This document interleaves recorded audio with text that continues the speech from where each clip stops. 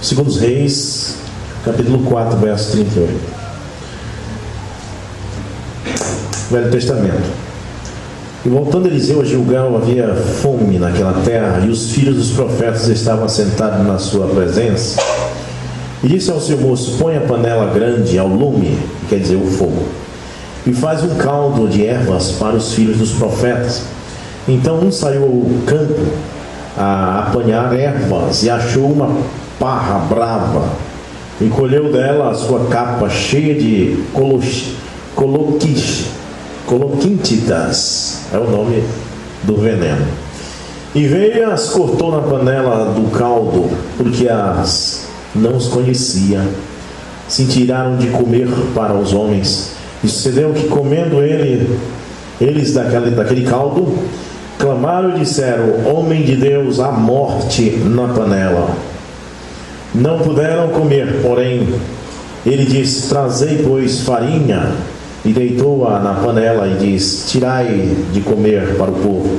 Então não havia mal nenhum na panela. Oremos. Bondoso Pai Celestial, estamos na Tua presença tão satisfeito, porque o Senhor está conosco, fazendo o que sempre fez. Abençoa os Teus filhos, Pai, porque certamente vieram aqui, meu Deus, com uma boa intenção, e que possamos encontrar alento em Cristo Jesus. Só em Jesus apenas encontraremos, em nome de Jesus Cristo. Amém. Podeis sentar. Glória a Deus. Irmãos, a Bíblia diz, Jesus disse: ó, passa os céus, passa a terra, mas a minha palavra não há de passar. A Bíblia também diz que cai a folha, murcha a erva, mas a palavra de Deus dura para sempre. Amém? Amém. Tudo se acaba, tudo tem um fim. Só que não tem fim é a palavra de Deus. Por quê? Porque a palavra de Deus é eterna. E se você quiser viver para sempre, não adianta se agarrar com o Rubens, não adianta se agarrar com o Lauro, com a irmã Teresa, com o irmão Kennedy. Eles não podem te dar a vida eterna. Você tem que se agarrar com a palavra de Deus. Você tem que se agarrar com o que é eterno. Amém? Se você se agarrar com outra coisa que é mortal, não adianta nada, você não faz nada, né? Então, para você viver eternamente, você tem que procurar o que é eterno, o que dura para sempre. E o que dura para sempre é só a palavra de Deus. Amém?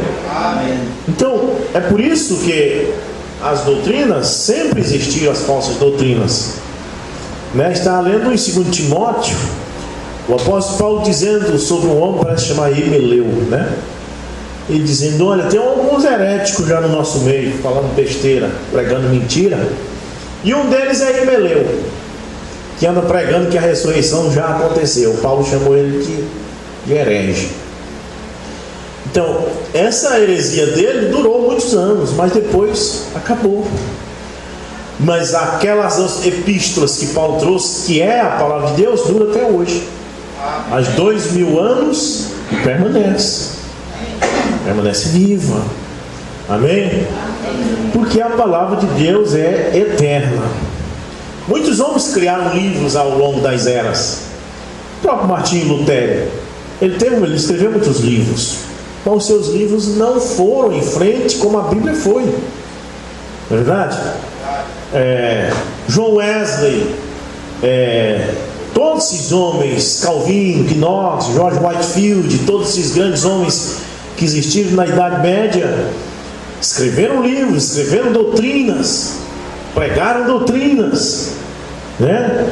Inclusive está vendo o irmão Brano falando de João Wesley, quase como Wesley, o nome dele, que ele pregava que Jesus não nasceu, não teve nascimento imaculado, né? O John Wesley, ele pregava que Jesus nasceu mesmo não foi por obra do Espírito Santo, que foi Maria teve contato com o homem e gerou Jesus. Era isso que ele pregava. No entanto, ele foi um homem de Deus para a sua época.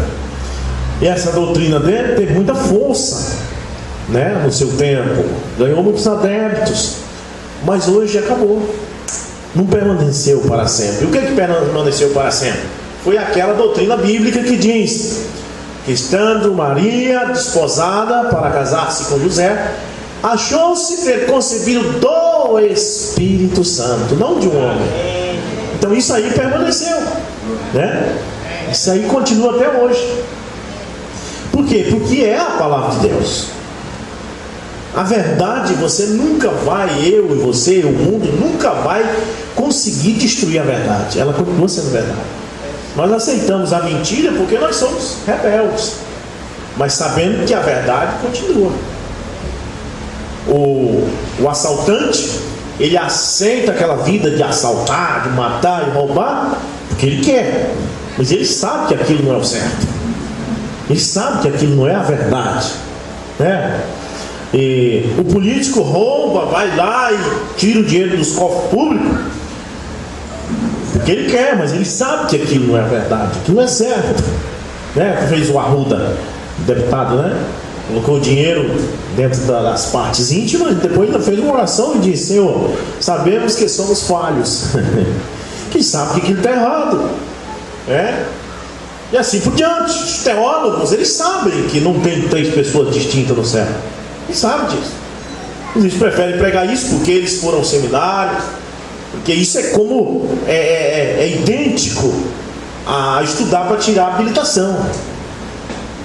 Tem coisas no trânsito que eu não concordo com aquilo, mas eu sou obrigado a fazer aquela prova e praticar aquilo quando estou dirigindo. Porque se eu não fizer isso, eu não passo na prova, mas eu sei que aquilo não está certo, né?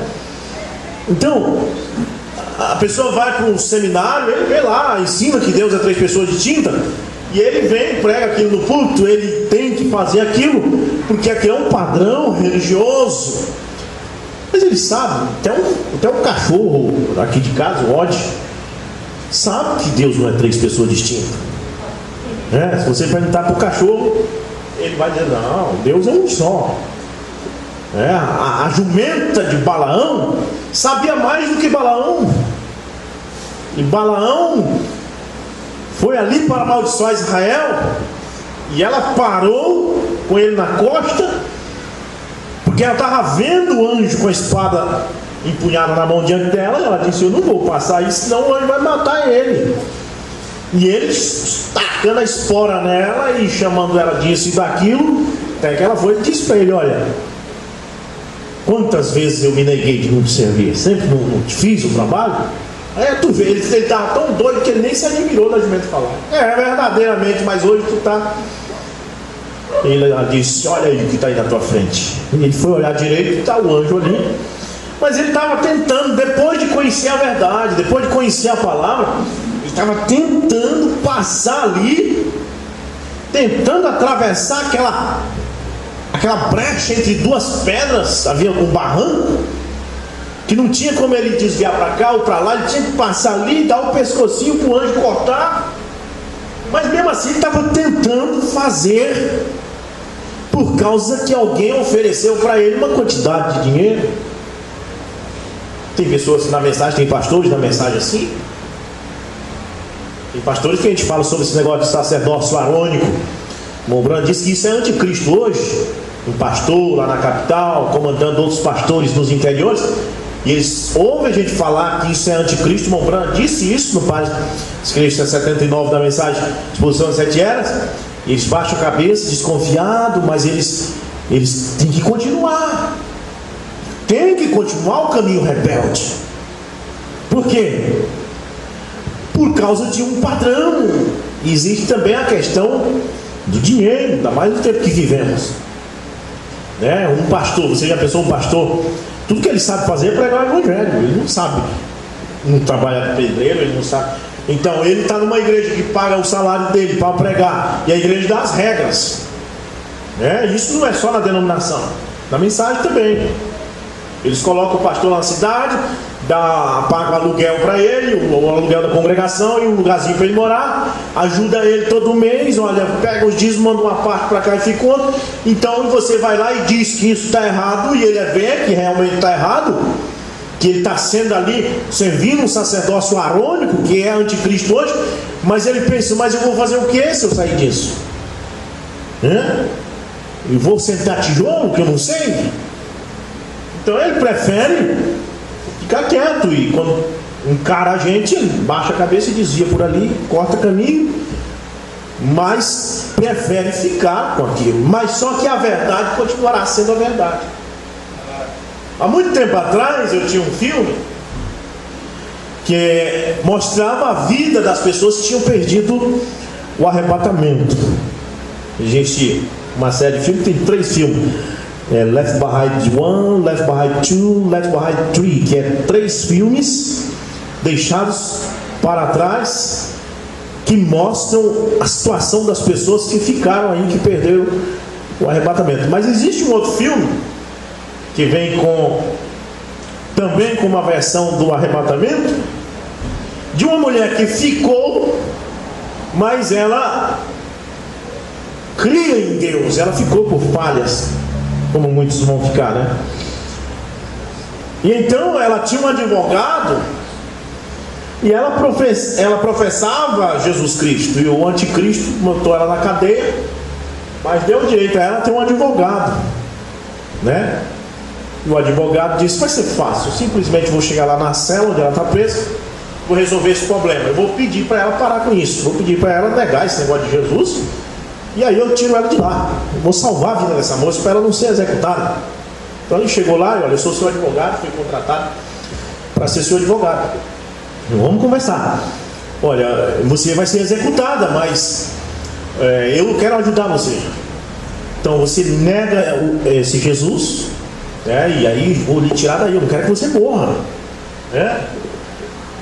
Então ela disse, não posso negar, porque Jesus é a verdade. Amém? Eu não posso negar a verdade. Ele disse assim, deixa eu conversar com você, deixa eu tirar isso da sua cabeça. Ele disse, olha, tá bom, eu sei que isso aí é a verdade que você está falando, mas vamos supor que toda essa cidade, dizendo para ela, passe a dizer que 3 mais 2 são 4. Toda a cidade, acho que era Nova York onde ele estava, toda a cidade de Nova York diga que 3 mais 2 são 4. Aí ela disse, mas não pode, 3 mais 2 são 5, a verdade é que são 5. Disse, não, eu sei que são 5, mas eu digo assim, se o prefeito da cidade começar a dizer que é 4, se o governador disser que é 4, se o povo todo, a população toda disser que 3 mais 2 é 4, não fica sendo 4? Ela disse, não, por mais que o mundo todo diga que 3 mais 2 são 4, continua sendo 5. Ele baixou a cabeça, é verdade. E o que ele quis dizer é porque é o seguinte, esse Jesus teu é verdade mesmo, ele é verdadeiro, mas só que o mundo todo está dizendo que não é. Então por que você simplesmente não faz como os outros? Entende? É isso que ele queria dela. Aí você salva a sua vida. Ele sabia que era verdade, então ele foi para casa, ele abriu a Bíblia onde Jesus disse, conhecereis a verdade vos libertará. Aí ele viu que ele estava preso na mentira, e só a verdade ia libertar ele, No final ele recebeu uma bala no peito também e morreu por Cristo.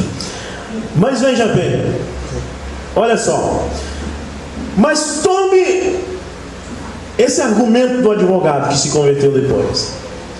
Se toda a cidade de Bragança, se todo o estado do Pará, se toda a população do país que vivemos, do mundo que vivemos, passa a dizer que Jesus é a segunda pessoa da Trindade, mas a verdade vai continuar dizendo que ele é o primeiro e o último. Tem jeito, não adianta. Se você chegar na China e os chineses te disserem tudinho em uma só voz que Jesus é a segunda pessoa da Santíssima Trindade, e se você viajar por todos os países do mundo e disserem isso, a Bíblia vai continuar dizendo em Apocalipse 1,17: eu sou o primeiro e o último. Vai continuar dizendo em Deuteronômio capítulo 6, verso 4: ouve Israel, o Senhor teu Deus é o único Senhor. Vai continuar, não adianta, a verdade ela vai permanecer. Amém? Vai sempre permanecer. Existia 3 religiões na Judéia: samaritanos, saduceus e fariseus. Mas existia uma verdade: Jesus Cristo. Amém? Depois que o tempo passou, isso cresceu, isso aumentou. Veio o catolicismo, se dividiu em catolicismo romano e catolicismo ortodoxo. Depois se dividiu em igreja anglicana. Depois veio os protestantes. Dos protestantes veio dividindo. Hoje nós temos milhares de religião. Mas a verdade continua aí. Amém. Ela continua. Mesmo jeito, não muda nada. Continua lá, Atos 2,38: arrependei-vos e cada um de vós seja batizado em nome do Senhor Jesus Cristo para perdão dos pecados, e recebereis o dom do Espírito Santo. Não, mas a igreja tal diz que é em nome do Pai, do Filho e do Espírito Santo. Pois é, mas a verdade continua lá. Mas agora todos os crentes do mundo, irmão, você entende? Todos os crentes do mundo agora estão numa só voz dizendo que Deus só quer o coração. Só que segundo os Tessalonicenses capítulo 5, versículo 23, continua dizendo: Deus quer corpo, alma e espírito. Então, a verdade está aí. Amém? Agora, se houver em algum lugar, uma pessoa que queira se colocar do lado da verdade, ele vai aceitar isso, sabendo que quando ele fizer isso, todo mundo vai considerar ele um doido. Você entende? Mas o Mobrano andando no centro da Califórnia, lá em Los Angeles, ele viu um rapaz vindo com uma camisa escrita assim: eu sou louco. E aquilo chamou a atenção. Quando o rapaz passou, o Mobrano olhou na costa e estava escrito assim: por Cristo. E você? Por quem é louco? Amém? Então seja um louco por Cristo. Aceite a verdade. Amém. Fique com a verdade. Deixe o mundo te chamar de louco. Amém?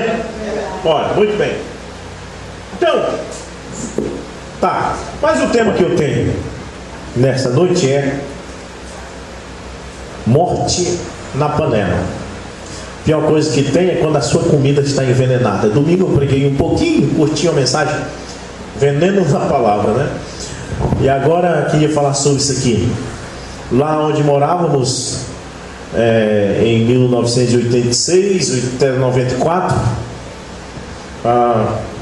minha mãe fez, nós tínhamos vários trabalhadores, né? O pastor Moura tinha uns homens que trabalhavam para ele, e minha mãe fez a comida, e ele tinha preparado um veneno para colocar naquelas bombas de borrifar tomate, pé de tomate, com uma lata dessas latas de leite ninho. Tinha colocado folidol, veneno terrível. Folidol mata só o cheiro, né? Diz que só é mais perigoso que o folidol o fomicida tatu. E o fomicida tatu deram para uma mulher experimentar o gosto que tinha, recebendo muitos milhões de reais. Ela tomou, botou na língua e disse: tem um gostinho de... e caiu morta. Não disse o gosto que tinha. Mas o folidol é um veneno terrível. E ele colocou dentro da lata de leitinho, colocou água, colocou na bomba e deixou a lata ali suja.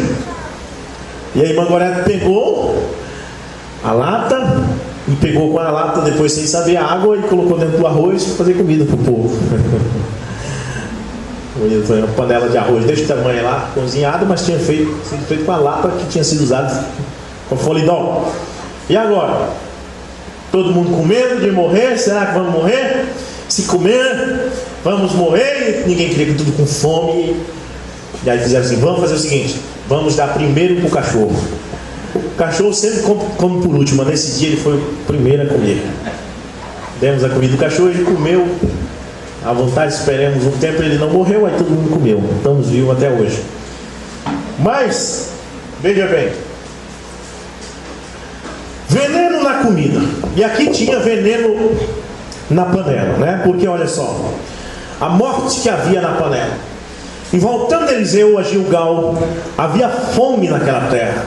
E quando se tem fome, é um desejo tão grande de comer que você come qualquer coisa. Não é verdade? Tem um ditado que diz que qualquer comida fica gostosa quando você está com fome. E a Bíblia diz, um dos profetas, creio que Amós, que haveria nesses últimos dias fome e sede, não de água nem de pão, mas da palavra de Deus, e que os homens iam correr de um lado para o outro e não iam encontrar. E quando uma pessoa diz, não, a palavra de Deus está ali, a palavra de Deus está acolá, a palavra de Deus está naquela igreja, está mentindo, porque o profeta Amós disse que eles iam correr de um lado para o outro e não iam achar. Então você acaba com o profeta ou com eles? Não, mas eu fui ali, tem uma igreja ali, ali tem uma denominação pregando uma mentira, certo? Agora, onde está a palavra de Deus? Onde se encontra? Quando Israel rejeitou a palavra de Deus que estava em Elias, ele foi embora para o deserto, se sentou debaixo de um pé de zimbro, e ali ele comia pão que os corvos traziam e bebia água de um ribeiro. Enquanto o juízo estava caindo em Israel, todo Israel passando fome, passando sede. E onde estava a palavra? A palavra tinha sido rejeitada e ela estava lá debaixo de um pé de zimbro. Mobrana diz, haverá de chegar um tempo em que o profeta vai se retirar. Mobrana veio, pregou a verdade, veio Oral Roberts, Billy Graham, que morreu agora semana passada, veio T.L. Osborne, e respeitar, não, o homem é verdadeiro. Mas chega esses riquezinhos palhaços de gravatinha que vai num seminário, coloca um anelzinho de formatura dele e sai por aí botando na internet que o William Branham era falso. Palhaço. Porque pergunte a Oral Roberts se o William Branham era falso. E Oral Roberts não era dessa mensagem, não. Pergunte a Billy Graham se o William Branham era falso, para você ver. Pergunte a T.L. Osborne se o William Branham ele é da... Não, ele não é da mensagem, não. Esses homens não são dessa mensagem. Eles nem seguiram a mensagem de William Branham. Mas pergunte a um Zé Mané desses que vai para o seminário aí, que aprende essas mentiras de que Deus é 3 pessoas distintas, que Eva comeu uma maçã. Isso é palhaçada. Ele diz, é falso. Mas pergunte a um revelado. Amém? Aleluia. Pergunte a um Zé Mané como Caifás quem era Jesus. Ele dizia que era falso, que era Belzebu, príncipe das trevas. Mas pergunte ao grande homem de Deus, Pedro. Ele dizia, ele é o Cristo, filho do Deus vivo. Pergunte para os grandes, não pergunte para Zé Mané, não.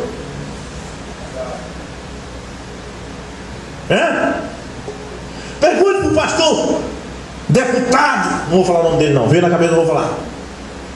Se o lembrando a verdade, ele diz que é falso. Mas é porque deputado é a pior classe que tem, a gente bate. Mas pergunte ao Lauro, esse é grande. Quem é o William Branham? Deputado é ladrão, não pergunte para ladrão, pergunte para um homem de Deus. Quem foi o William Branham? Amém? Aí a questão está para quem você vai perguntar. Você pergunta para um Zé Ninguém. Eu perguntei para o grande teólogo. Não, isso aí para Deus é uma porcaria. Grande para Deus é aquele homem de Havaianas que tem revelação. Amém? Esse é o grande. Mas veja bem, voltando a Eliseu de Gilgal, havia fome. Olha só, irmão, esse mundo está com fome. As pessoas têm fome da palavra. Eu tenho visto pessoas que estão no mundo e têm dito, eu queria a verdade, eu queria Deus, mas quando a gente vai só tem bagunça. Tenho visto pessoas falar isso. Tenho visto católicos dizer, eu sei que aquilo está errado, a gente não devia adorar aquelas imagens, devia adorar só Deus, mas eu não vou deixar a minha igreja para ir para os evangélicos que está pior. É verdade. Você entende? Porque não tem. O católico olha de lá, ele vê que aquilo está errado, está adorando imagem, ele devia adorar a Deus, mas ele, meu Deus, mas se eu sair daqui, eu vou para aqueles evangélicos que está pior. Então, porque a palavra não tem, está escassa. Ah, eu vou para a mensagem então. Onde que está a mensagem? No Brasil hoje que preste. Está uma bagunça a mensagem. Onde não é nicolaísmo, é mentira, é oitavo, é palhaçada, tudo quanto é gente dentro da mensagem. Para onde as pessoas vão? Vamos tirar as pessoas do catolicismo para levar para a igreja de Goiânia? Para um sacerdócio arônico, anticristo, nicolaíta? Vamos tirar do forno e jogar na frigideira?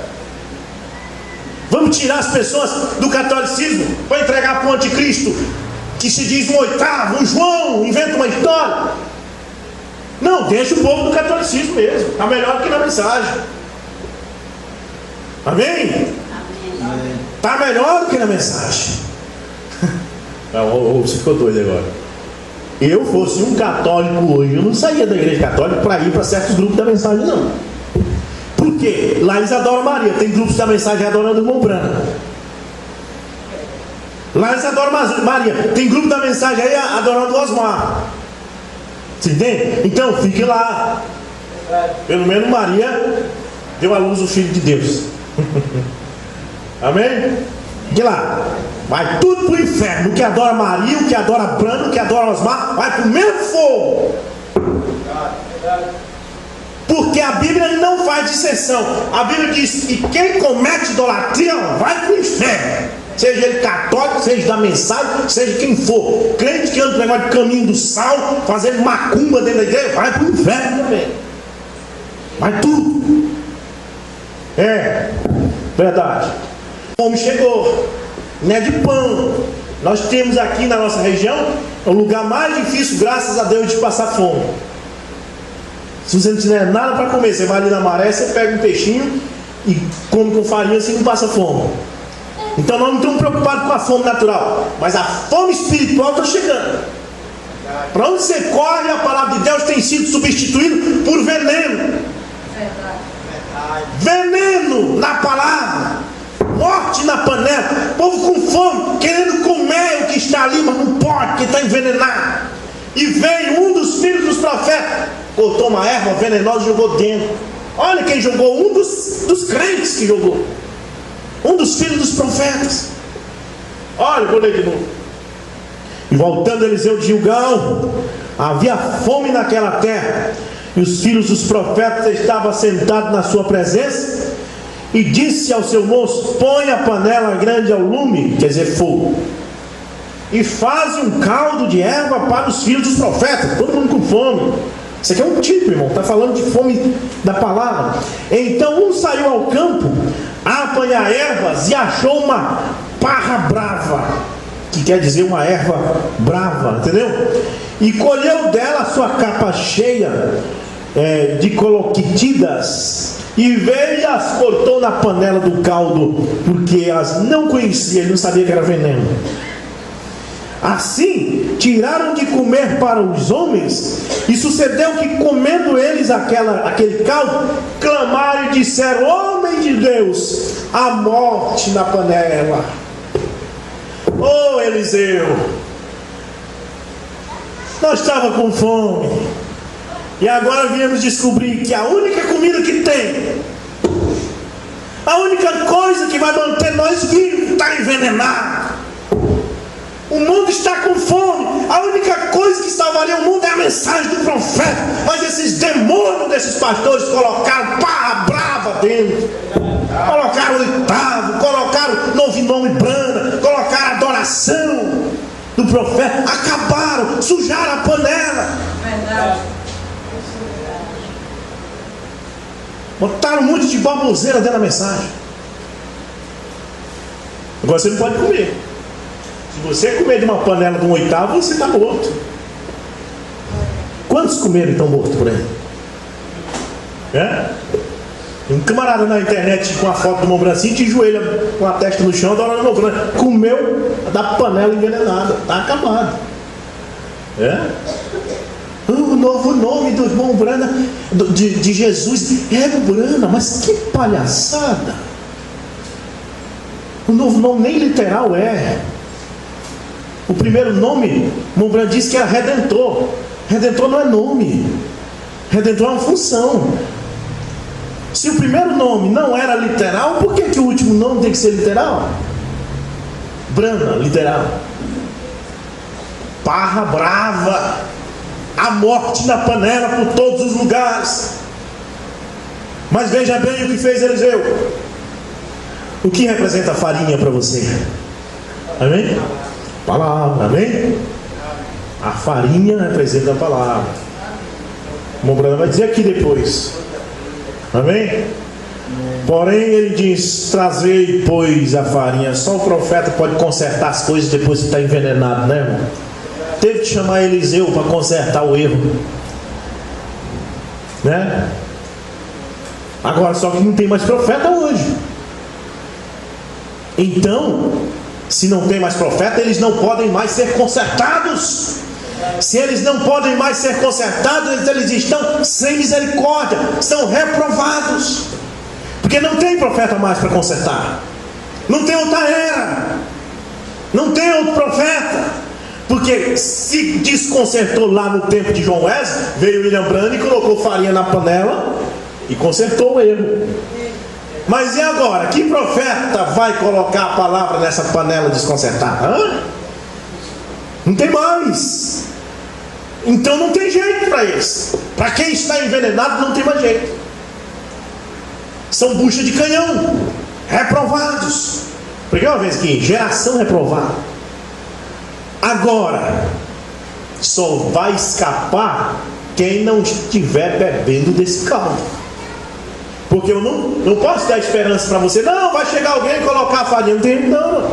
Não tem mais profeta. Só o profeta pode colocar a farinha. O irmão Brana foi o último mensageiro, foi o último profeta. Agora eles vão ter que beber esse caldo envenenado até o fim. É verdade? Porém, ele disse, Eliseu: trazei, pois, a farinha, e deitou-a na panela, e disse: tirai de comer para o povo. Então não havia mal nenhum na panela. Quando foi colocado a farinha ali, que se representa a Cristo, amém? Quando Cristo é posto ali, todo o veneno vai embora. Se Cristo fosse colocado no catolicismo, a adoração de Maria ia embora, as procissões com imagem iam embora, tudo acabava. Quando Cristo chega, todos os males se vão. É verdade. Se Cristo fosse colocado em Goiânia, o nicolaísmo saía, batia asa e voava. Você entende? Saía. Sacerdote segunda ordem de Arão ia embora, e ficaria sacerdote segunda ordem de Melquisedeque, do jeito que Paulo diz em Hebreus 7. Se Cristo fosse posto naquela panela chamada Goiânia, se Cristo fosse posto naquela panela de Franca, aquele João de Araque desaparecia, e o João que o William Branham pregou, que é o corpo de Cristo misto, mulher, menino, menina ou homem, que foi convidado a subir, de acordo com o parágrafo 176 da mensagem, Apocalipse capítulo 5, primeira parte, ficava no lugar. A mentira saía e a verdade tomava conta, porque Cristo consertaria tudo. Mas não tem mais jeito. Não tem mais jeito. Porque nós estamos no fim do tempo, na plenitude dos tempos. Estamos apenas esperando o último terremoto da ressurreição. É tempo de nós saber disso. Já foi dado o primeiro terremoto, quando Jesus expirou na cruz naquela sexta-feira, que ele disse: está consumado. Houve um terremoto, pedras rolaram de montanha abaixo, e o sol escureceu, porque Cristo foi rejeitado, porque Cristo foi crucificado. Houve um terremoto. 3 dias depois, quando ele ressuscitou, em Mateus, no final do capítulo de Mateus, do livro de Mateus, a Bíblia diz que houve outro terremoto, um grande terremoto, diz a Bíblia, quando ele ressuscitou. Então teve um terremoto quando ele morreu, quando ele foi crucificado, quando ele foi rejeitado, houve um terremoto, e quando ele ressuscitou, houve outro terremoto. E em 1964, quando o irmão Branham chegou no púlpito e disse que Deus é um só, como a Bíblia diz, que Jesus é o primeiro e o último, aqueles pastores apontaram para ele e disseram: tu é falso, nós não te queremos, nós não te aceitamos, porque nós preferimos 3 pessoas distintas do catolicismo. Nós preferimos a doutrina de Constantino. William Branham, com a palavra, era Cristo sendo rejeitado. Houve o terremoto do Alasca. O irmão Branham chegou naquela montanha. Estava o irmão Douglas Wood, o irmão Jenny Norman, o irmão Fred Softman, todos aqueles irmãos. O irmão Branham disse que era um grupo de 12 ou 15 irmãos junto com ele. O irmão Branham pegou um punhado de terra do chão, jogou para cima e disse: a partir de agora o juízo vai atingir a terra. Rejeitaram a palavra, e o redemoinho saiu e começou um terremoto no Alasca, sacudiu tudo. O irmão Branham pegou a mensagem, a acusação, e ele acusou aquela geração. Ele disse: vocês, quando rejeitaram a Cristo e preferiram suas tradições, vocês crucificaram Cristo outra vez, por isso veio o terremoto. Rejeitaram a Cristo e preferiram a mentira de Constantino. A mentira é mais prazerosa, né? A mentira é melhor. A verdade, ela é dura e dói, é ruim. Se a pessoa está com câncer e você diz assim: olha, você está com câncer, isso é muito doído, dói muito. A verdade dói. Mas se você mentir para ele: não, você não tem câncer não, você está bom. É bom. É bom, é bom. Mas o que adianta se não é a verdade? Você entende? Que adianta dizer que esse mundo vai bem, se não vai. A verdade é que o mundo está canceroso. A verdade é que o câncer entrou nas religiões, entrou na mensagem no Brasil e no mundo. Está enraizando. O câncer é uma espécie de raiz que enraiza por todo o corpo e que não vai escapar ninguém, a menos que esteja no aprisco do Senhor Jesus. Aleluia! Disse William Branham: terremoto da ressurreição virá. Amém? Como Branham disse: haverá um terremoto e só vai escapar desse choque quem estiver escondido no aprisco do Senhor Jesus. E você sabe onde é esse aprisco? É aqui na palavra. Se você estiver numa panela envenenada da mensagem ou denominacional, você vai voar no terremoto. Amém? Tem veneno nas panelas, está tudo envenenado. Olha, muito bem. O terremoto do Alasca foi porque Cristo foi rejeitado e crucificado lá. Mas haverá o terremoto da ressurreição. Amém? Nós temos o alarido, a voz de arcanjo e a trombeta de Deus, como foi dito aqui domingo de manhã. O alarido é a mensagem. A voz de arcanjo é a voz que chama os mortos da sepultura. A trombeta de Deus é um ajuntamento do povo de Deus. E o irmão Branham disse: isso tudo está na mensagem. Porque quando mesmo o Senhor desceu do céu, de acordo com Tessalonicenses 4, verso 16, ele desceu do céu trazendo já essas três coisas. Está na mensagem. A fé para o rápido está nas mensagens. Parágrafo 188 da mensagem: o único lugar de adoração provido por Deus. O Branham diz: certa vez houve uma escola chamada a escola dos profetas, dos ministros. Eles treinavam e instruíam profetas. E houve um profeta genuíno, chamado por Deus certa vez, que foi visitá-los. Bem quiseram mostrar ao velho profeta um pouco de cortesia, de modo que um deles saiu e apanhou um montão do que pensou serem ervilha, mas eram cabeças venenosas. E ele ia alimentar todos eles com isso. Oh, quantas capas cheias de seminários não temos tido. Está vendo? Correto? Estão cozinhando algo. Panela de mistura, um caldeirão denominacional, um pouco de catolicismo, um pouco de protestantismo, um pouco de umbanda. É isso que o protestantismo está virando hoje. O protestantismo tem um pouco de catolicismo, um pouco de espiritismo, um pouco de umbanda, um pouco de candomblé. É a mistura de tudo. Um pouco de cara, assiste os cultos para você ver se não é verdade. A mistura é um caldeirão venenoso, envenenado. Quantas capas cheias de seminário nós temos tido. Está vendo? Correto? Estão cozinhando algo. Está vendo? Tem capas capas metodistas cheias, capas batistas cheias, capas pentecostais cheias, mas veja, eles são o segundo ramo, o tipo que pode ser podado da árvore, veja, não da videira principal, produzindo limão, toranja e assim por diante, não laranja, mas professando ser fruto cítrico. Veja bem, note novamente agora nisso, quando Eliseu apareceu e olhou para eles e viram que eram cabeças venenosas, que mataria todos eles, disseram: ai, temos morte na panela. Veio me cair essa ficha agora, veio me cair essa ficha em 2013, quando nós estávamos com um monte de ministro aqui, e um chegava aqui e dizia: nós temos que ter um homem, porque nós temos que ter um homem, um João, um isso, aquilo. Eu disse: temos morte na panela. Foi quando Policarpo viu Aniceto subir no púlpito e dizer: nós temos que ter um homem que possa representar a igreja, que fique no lugar do Espírito Santo, um vigário no lugar do Filho de Deus. Foi aí que Policarpo disse: temos morte na panela. Você entende?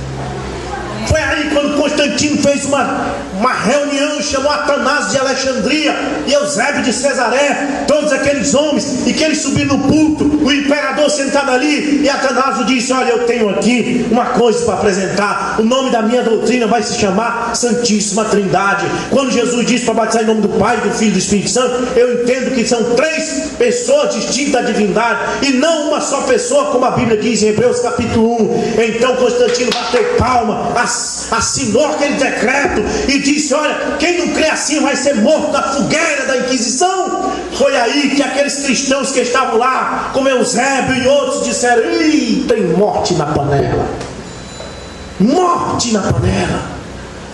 Isso vem de lá para cá, irmãos.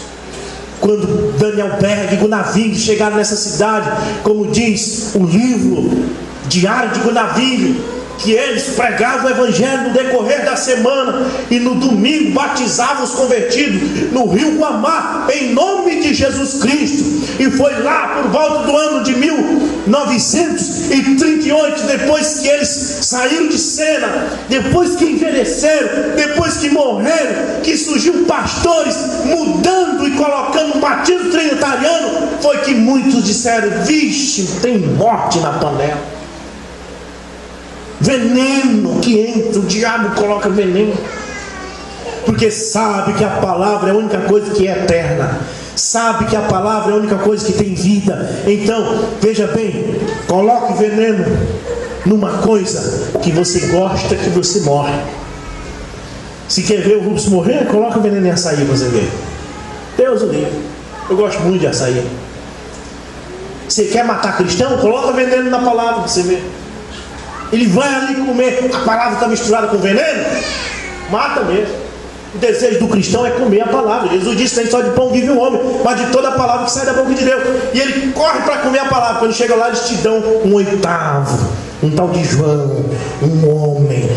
Não tem mais cura divina. Deus é três pessoas distintas. Deus só quer o coração. E vai te matando, te matando. É verdade. Mas, irmãos, veja, a árvore da vida ainda está em algum lugar.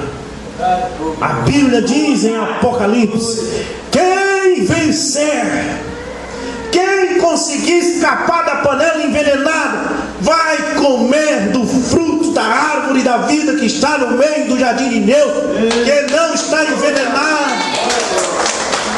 Onde está a árvore da vida? Está aqui nessa igreja? Não. Onde está a árvore da vida?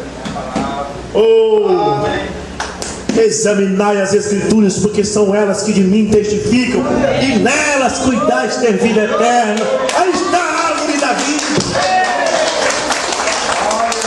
Amém? Aí está a árvore da vida. Não, eu não vou pregar mais não, já chega, né? Senão vocês comer demais também é gula, né? Nós vamos ficar de pé, irmãos. Irmãos, eu creio na cura divina. E você sabe, o irmão Grande nos ensinou que devíamos orar pelos enfermos. Amém? Diz no parágrafo 222 também do livro Exposição das Sete Eras, que a igreja que não prega a cura divina vai acertar conta com Deus. E também diz em outra mensagem que o pastor que não prega a cura divina deve a saúde do povo. E nós pregamos a palavra, cara, mas não prega só a cura divina, nós pregamos a palavra. E nós colocamos a cura divina como uma coisa secundária.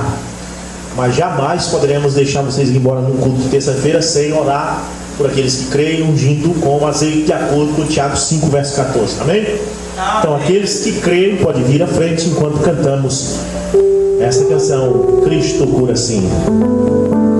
Contra os males deste mundo, Deus nos livra só. Eu te unjo no nome de Jesus Cristo e oro para que tu sejas curado no nome de Jesus Cristo. Aleluia. Eu te unjo e no nome de Jesus Cristo ordeno que seja curado. Glória a Deus. Em nome de Jesus Cristo eu te unjo. Seja curado, irmão. Eu oro em nome de Jesus Cristo, ungindo com azeite, que essa irmã seja curada, para honra e glória do nome de Jesus Cristo. Seja curada agora, para honra e glória do nome de Jesus Cristo. Eu te unjo, irmão. Eu te unjo com óleo de acordo com as sagradas escrituras. Eu ordeno que a enfermidade o deixe, em nome de Jesus Cristo. Te unjo com óleo de acordo com as sagradas escrituras. Eu ordeno que a enfermidade o deixe, em nome de Jesus Cristo. Eu te unjo com óleo em nome de Jesus Cristo e ordeno que a enfermidade te deixe. Amém. Eu te unjo com óleo no nome do Senhor Jesus Cristo e ordeno que seja curado. Amém, Jesus. Ó Senhor, cura esta criança, unjo ela com óleo em nome de Jesus Cristo.